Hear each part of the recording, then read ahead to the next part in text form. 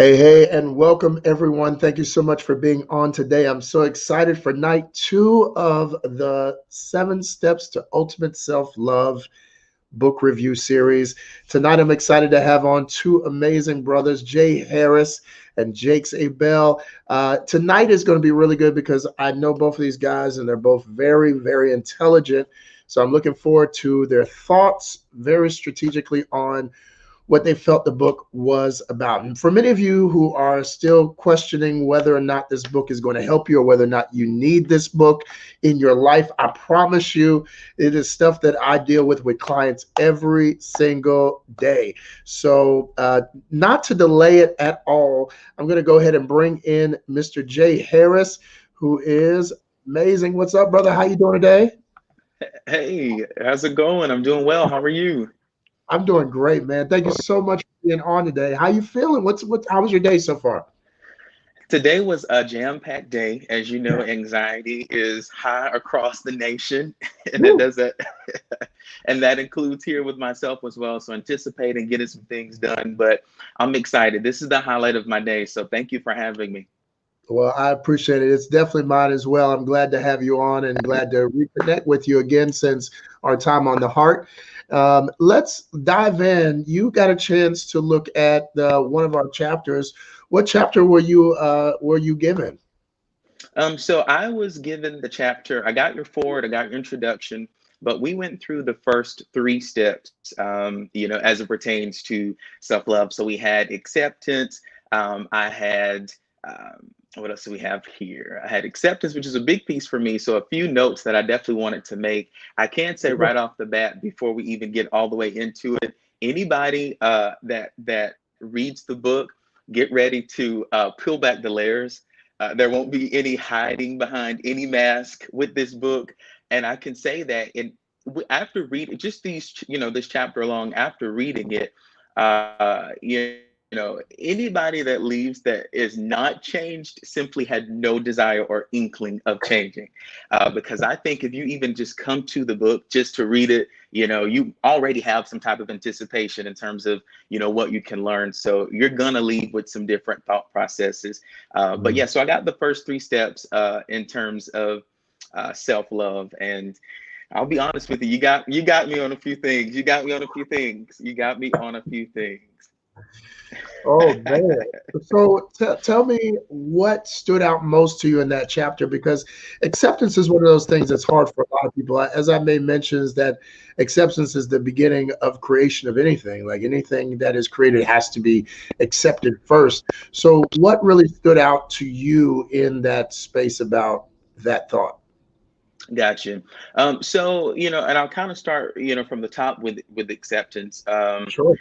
I will tell you that, right when I started reading, the beginning pieces of the book, and when I got to the acceptance piece, there was a particular sentence in there, and I even reposted this on my Instagram where it said, "It's impossible to love a life you can't accept." And for me, that was a big thing because having a mentorship program now, I've learned, and just even with my own career and my own life, I've certainly learned that to be the most effective, you've got to be completely at peace with who you are and just at peace and in alignment with where your journey, where you are at in your journey. Yeah. Otherwise, it's hard to be truly effective. And and I felt for a degree, and you saw, and once I read that, I started thinking about that. And then you said, even in your book, that there were some things that you were dealing with, even as a love and success, a life coach. And you said that you know it was like, how can you be struggling with some of these same things that you're helping other people with? And that's something that I felt as well. Just having these mentors or these mentees under me, you know I feel like I've got to always have the answers. Hmm. And so that's something that you hit. Now with acceptance, there's one piece in here, and I'll read a little bit of it. You talked about Philippians 3:13-14. This is one thing I do, forgetting what lies behind and reaching forward to what lies ahead. I press Hmm. on toward the goal for the prize of the upward call of God in Christ Jesus. But this is what stood out to me. You said, while it is true that Paul had to forget so he could press on, it wasn't in the same way we think of forgetting. Forgetting comes to mean stripping the past of its power. And that Yes. was something that was huge for me. And I made a little note here, and it says, the reality is, while we may grow or move on to something else in life, we never actually forget what happened. And Mm. I felt that it was important that you mentioned that, because sometimes people say, well, I mean, I can forgive, but how can I forget? But you license us in this particular piece to be human and say you will never forget. Your brain, you're not, set up that way. It is possible that you will forget, that you will remember what happened to you. But then I put in here, I said, but in stripping the past of its power, we get to decide how that event will shape us for the better as we navigate the ongoing continuum of self-love. Mm. And like I said, for me, that was a huge thing, because I would find myself, as a PK growing up in the church. I'm an only child, so Oh that my. magnifying glass, it was Mm. intense. Growing Yes. up, and I grew up in a more traditional setting. We were in church 6 days a week, if you will, Woo. and yeah, so Pentecostal? Pentecostal. Come Yeah, I was on. thinking that. Had to be. And so and so, growing up under that magnifying glass, it was hard for me sometimes to find my footing often, authentically. And Mm. so when it comes to some of the things that I've experienced or gone through, I will say that it took some time for me to grab this notion that you don't have to forget what happened to you, but you get to decide, how this will affect your growth process. And so that's something that really resonated with me, when reading it, because I feel like so many people struggle with that same thing. You Mm. talk about whether it be the loss of a relationship or whether it be the loss of an opportunity, so on and so forth. It's hard to shake things that have a large impact on your life, but I'm grateful that you pinpoint that you don't have to forget it, but you do get to extract its significance in your life. So that was something that really stood to me in the acceptance piece, for sure. Awesome, man. Thank you for that. That was And then I moved down. I said, okay, I put it here. There was one you said. No, you're good. You're good. You're good. I think there's a little no, delay. go You're for it. good. No, no, I was good. Keep going. I just want to got it along. You got it. So if you got it, I got it too. I got you. I got you. Listen, we all got it. Yeah. So We then there's all a got part that says, I kept reading down a little bit further, and there's a part that you said, so stop trying to act like you were never hurt. And this was talking about, as a PK, as someone who, was succeeding in life just based off of what the church, positioned to be success for me, as well as my own success, that standard that I placed on my own self. A it. lot of times you can't let people see you sweat. But you said here, you said, so stop trying to act like you were never hurt. You said, own up to the fact that you don't like the circumstances surrounding your birth or your childhood. Don't shy away from conversations about your abuse. You said you did hit a low financial season. Maybe you still have bill collectors calling you right now. You were an addict and nearly lost everything, including your life. And then you go on to say, quit pretending that you never made severe mistakes in your past. Leave your self deception where the period ends in this sentence. And this is the most powerful sentence of it all, to bring it all together. You said you've overcome too much to act as if you've been through so little.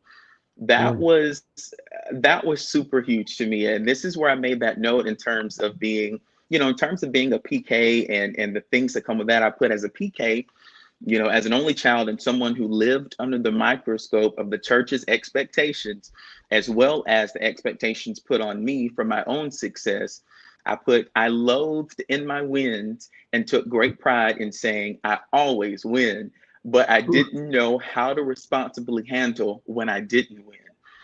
I put in there, I felt great embarrassment and felt the need to overcompensate for what I considered to be my failures, when in reality, they were just events that proved I was only just as human as the next person.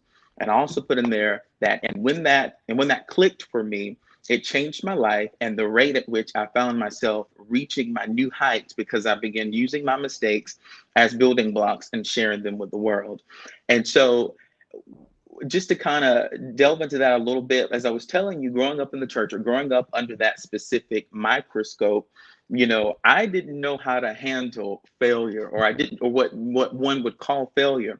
And Mm. I didn't feel like I could actually make a mistake, or I didn't feel like I could, let people see me sweat, or even just go through, the normal, ebbs and flows of life, because the expectation that the church, puts on you a lot of times is that you have to be perfect, and that you can't make mistakes, and that you Yeah. can't possibly fail in Mm. certain areas. And so that's why that piece really stood out to me. And to say that you've overcome too much to act as if you've been through so little, I felt like was the perfect sentiment to kind of just house all of that together. That's a good shouting line right there. That's if you It were to is. preach and say that a Listen, couple times, the church my gonna go up a God, little bit.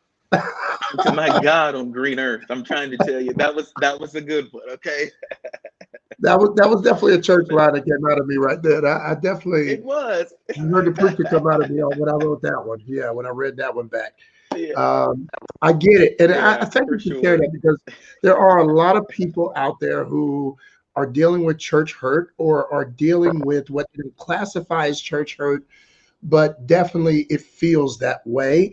There's Hmm. a distance, a void, a disconnect between them and their spiritual side, and much of it comes from things that happened in or related to their religious upbringing.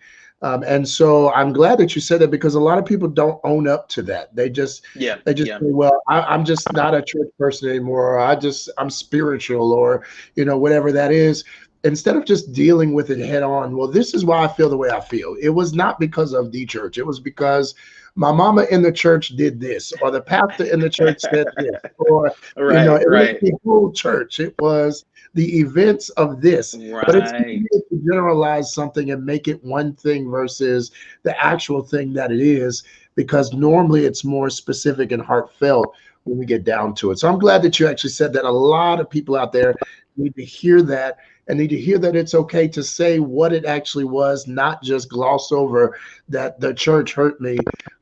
Because whenever somebody says that, I know it wasn't the church, because Right, right. churches are good. Unless the roof fell on you, unless a beam Right. fell on you. That's right. That's Yeah, very true. that would be the only reason. Okay, so Yeah, I thank you got for you. that. Thank you for that. Somebody really needed that out there Yeah, today. for sure. Was there another point that you wanted to share that you caught from the book, or was that really what you felt as a whole? So that was in that particular space, or that particular part of what I received. That was something that really stood out to me.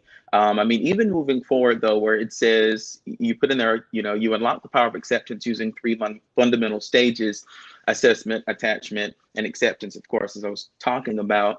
But I will say there was a part in that assessment piece that kind of stood out to me as well. And I want to pull that up because there was a part in there where you said, and I have this highlighted. Let's see what it says. You said, instead of viewing darkness as a problem, see it as an opportunity for creation. You said, every artist knows that they must accept a page's blankness before a book is written, music is composed as a singer and songwriter, artist, Yeah. or any art is created. You said, in the beginning is the dark start of your bright journey, and every beginning starts empty. You went on to say that a womb begins empty, a relationship starts empty, a marriage begins empty. Your self love journey starts with nothing, accepting the emptiness and what leads to doing something about the void. You said it is not emptiness with no hope, but accepting what is while seeing what can be. And that was something that was big for me, because you went on a little bit further to talk about an experience that you had where your car was broken into, and just that initial, hurt, or that initial shock, and just, Yeah. disappointment. And, that's another thing, it specifically for me, having a type A personality. And you even talk about in there how you felt like you wanted to cry, but you just, you couldn't show that, what I mean? Right. Because there is a sense of pride, that's all, already you've been betrayed in a sense, or vandalized, or personally, attacked. And so Mm. that has a lot to do with, that comes for our ego or our pride, especially when you mentioned here when you've worked hard for certain things, so on and so forth. But so for someone like myself, when things happen that I didn't expect, and whether that be the loss of an opportunity or an opportunity that didn't go the way I thought it should have gone, Yes. whether it be a relationship that did not work out the way that I thought it should have worked out, even if I thought I'd done my due diligence in leading up into it, or whether that just be some type of life event that you just completely have no control over, that you didn't even see coming or knew was a possibility. Well, for Right. someone who, like myself, who feels like, they do the work, I have a spiritual life with God, and all these, these things that I feel like, these prerequisites that I feel like make me qualified to be able to take anything.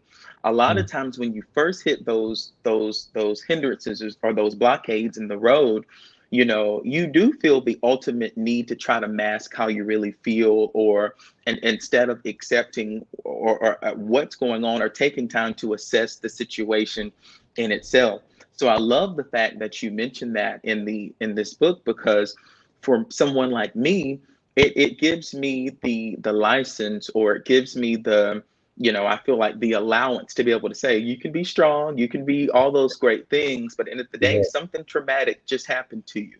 And you need to take the time to assess it, embrace it, and call it for what it is, so that you can properly heal. You mentioned here that you can't properly heal if you can't properly identify what just happened to you. And that's something that I also feel like, for people like myself, again, or just someone who may deal with, how to deal with loss, or how to deal with some type of event that you didn't plan for. I think that license them to go through that method of assessment. You don't have to act like it didn't happen, because it did. Later on Yeah. in that same piece, you talked about attachment. You said that in hindsight, I realized it felt necessary to hold on to negative emotions to honor what I lost. Like I was saying, that event, it did happen to you. You said, I believe that by looking and feeling sad, I showed respect to the hard earned items no longer in my possession. You said, how could I love myself if I didn't? You said, how can I love myself if I didn't mourn the loss of things I prayed for and worked hard to purchase? I had to prove to those things I had to prove that those things meant something with my inner emotions and outward displays. This one I feel like really helps in the area of loss, especially in relationships or opportunities, Mm. because, people, I've, talked to people who've gone through those types of losses, and I've been a person to say, I know that wasn't a good situation for me. Why am I thinking about this? And people will tell you, don't you spend another minute worrying or thinking about that. They're not even worth your thoughts. You shouldn't even think about it. But the truth of the matter is that that was a significant piece of your life, a significant area in which you invested your emotions. And the Mm. only way that you can work through them is if you acknowledge the fact and go through that process of mourning and grieving with that was something that was significant to your life. Mm. You go on later in the book to talk about to not dwell there, but certainly you have to acknowledge what your attachment was to it in the first place. And to me, I think, just like for me, I think that's going to be pivotal for anyone who reads that, because they don't feel like they have to, just like, they can't even think about it. They can Yeah. accept and understand that this had happened to me, and start that process of healing. Man, thank you so much for sharing that, and pulling out that point. I just had a client today, actually, who was going through some things in his childhood, dealing with wanting to get more self-love, and was in this space where I said, whenever somebody says self-love, I'm like, okay, let's start your childhood and let's see what's underlying.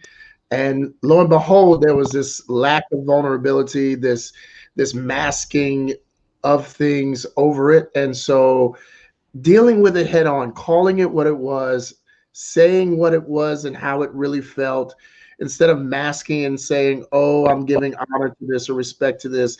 That thing is already passed. So just say Hmm. what it is, acknowledge Hmm. how you felt, be Yeah. real about how you felt, say it out loud. It was like, I never said this out loud. Say it out loud and Yeah. make it Yeah. real in the air.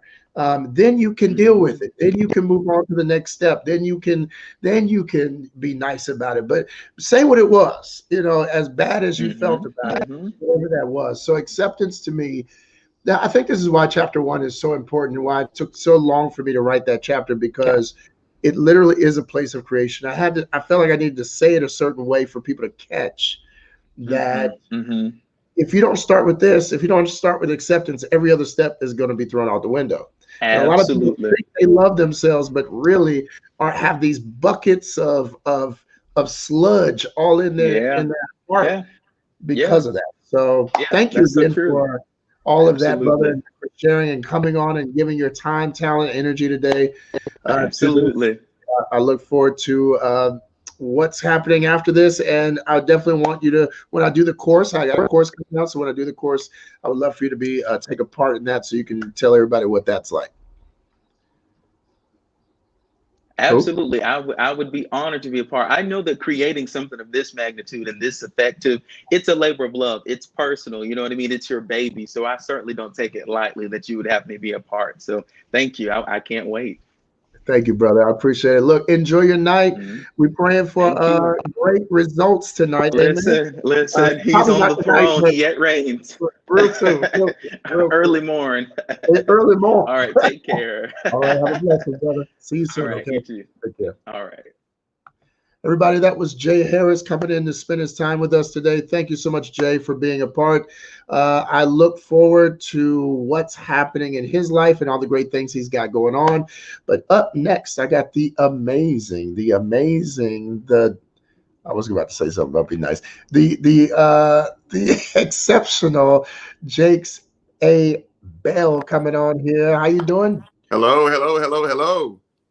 Good to see you on. It's so funny. Leslie is going to be like, What's his name again?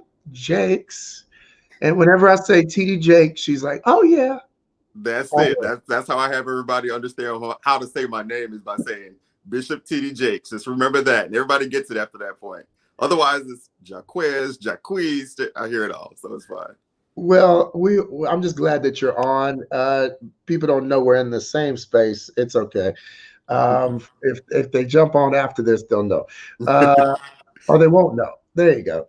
Well, I'm glad that you're in the other room, and I'm curious because you have not had an opportunity to review one of my books in person or out loud in front of people. So I am curious to hear what you think. But before we do that, tell people what you do, what you've done, what you're doing. Oh, okay. So I do quite a few things. I'm a dancer, choreographer, musician, stage director, creative director, decorator, portrait and repair tree. I do it all pretty much. I guess I'm what they call the Renaissance man. So I do quite a few things. But the thing is that I love everything that I'm doing. So that's always important. I love that. Well, thank you for coming on again and taking Absolutely. time for your first interview with me live. Many more to come, I hope. Let's go into the book a little bit. What chapter were you given? So I was given chapter 7, which I have a bone to pick because I was like, I know why he gave me this one. Okay, I got you. But I got achievement and to achieve. So this was chapter 7. And, initially I said achieve. That was the first word of the page. So I'm thinking to myself, okay, so I know this. I'm good.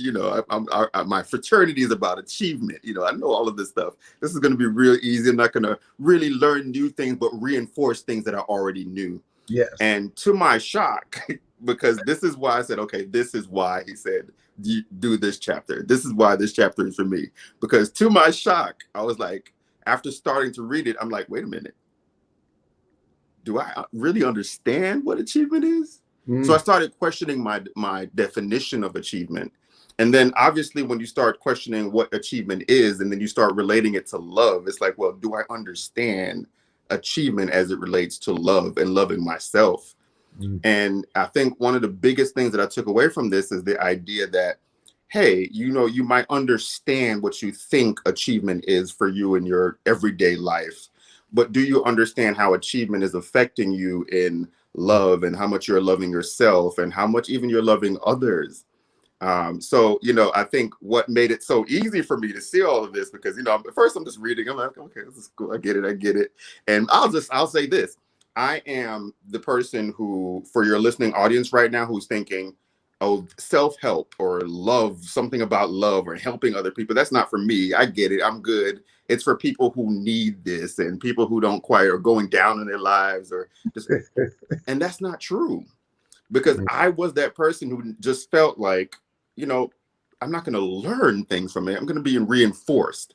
And I learned so much from this, just not only about the information, but how to process it. So the idea that you broke everything down into little segments. So now I had to question everything. I think there were 5 levels of self-love, right?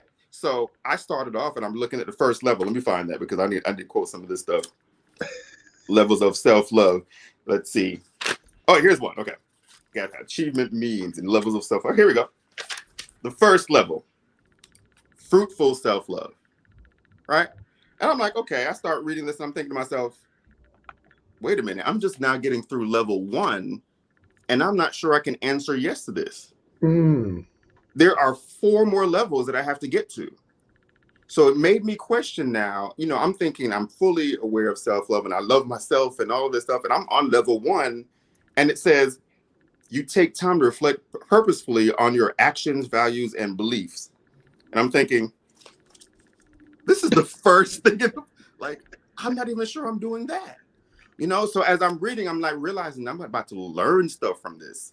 And I think the biggest idea that I got from it is the idea that, if you're with someone, you're feeling some type of way and someone just gives you a hug randomly, right? It's the hug that you didn't know you needed.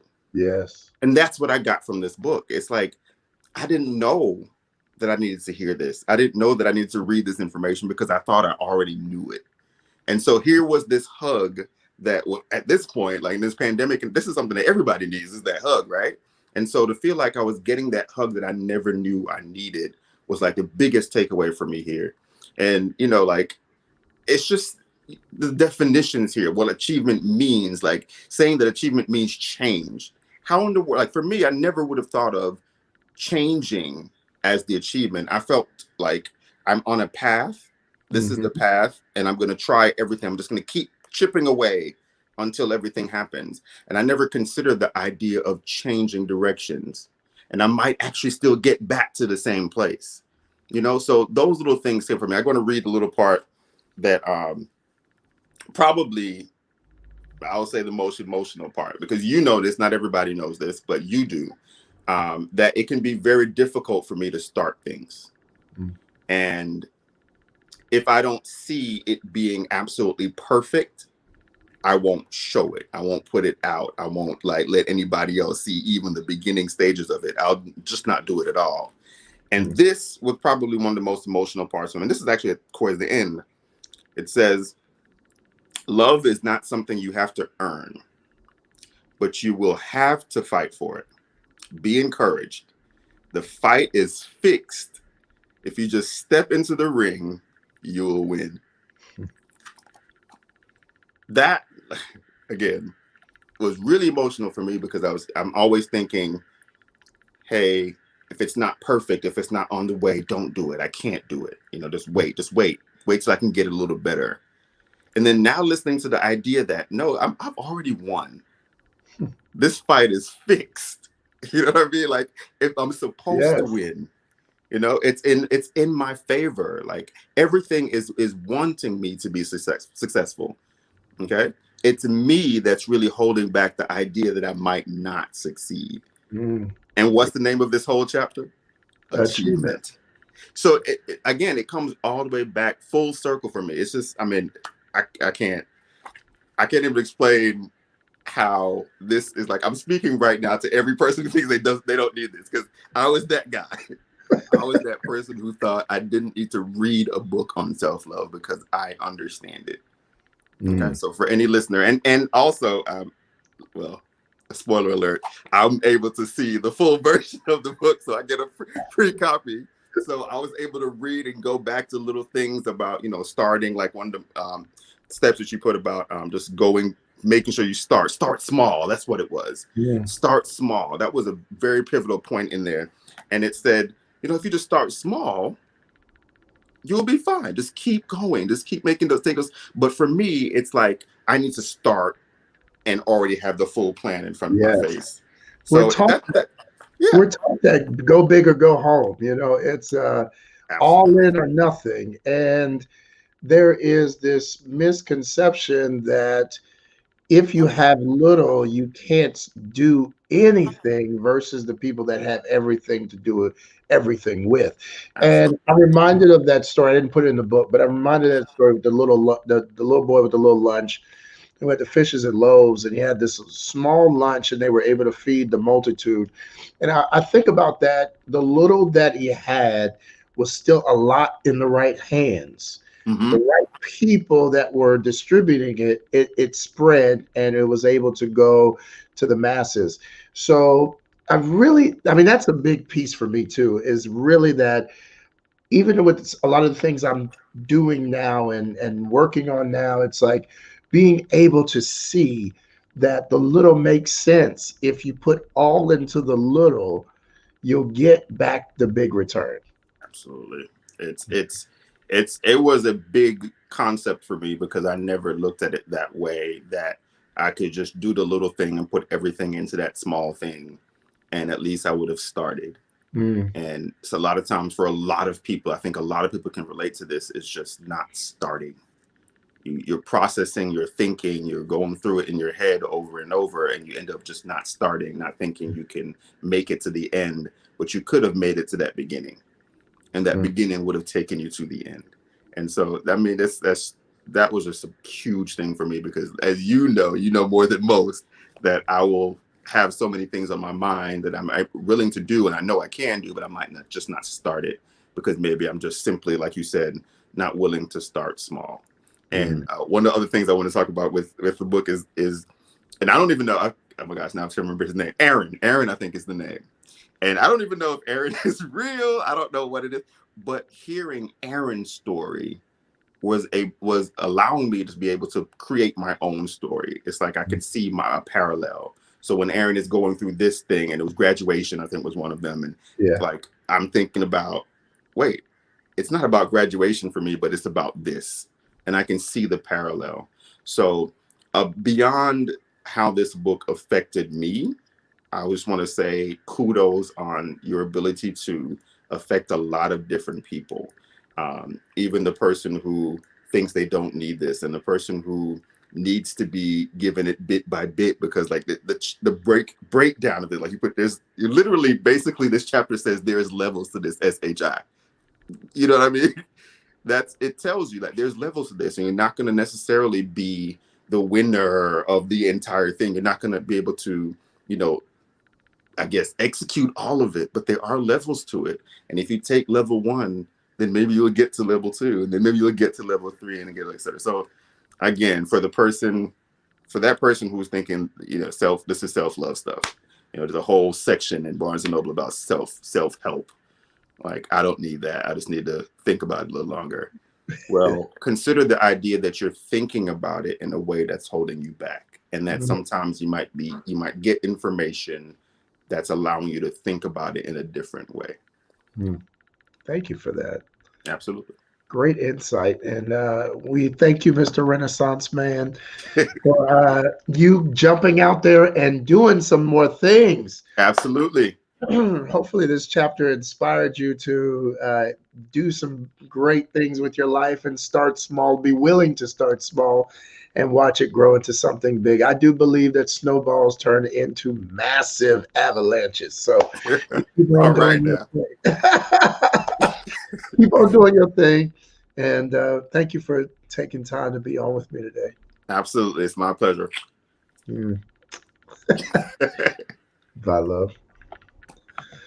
Well, thank you all for tuning in today. This was great. I'm so honored that any of you took time today, especially on election day, to be on. Thank you to Jay Harris and to Jakes Bell for lending their minds, their energy, and really diving in. You can tell they really read the book. And for all of you who are watching and looking for information about the book, just go to Byron jamal.com. You'll be able to see the replay of this. You'll also be able to pre-order your copy, and you'll get some more information. Sign up for my mailing list if you haven't already. And hey, how you doing?